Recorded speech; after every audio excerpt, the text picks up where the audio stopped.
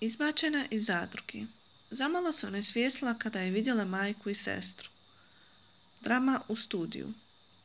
Monika Horvat napustila je zadrugu 4, a majka i sestra su je najprije dočekali u studiju. Odmah im je poletila u zagrljaj, a onda je obavila razgovor sa Dužicom Jakovljević, u kojem je iskreno prokomentarisala svoje učešće u realitiju i odnose sa zadrugarima.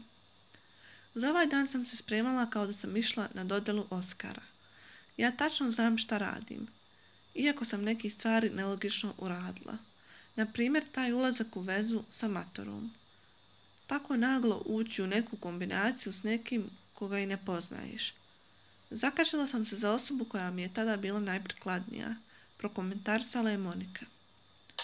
Monika se zatim osvrnula na ljubavne parove u kući.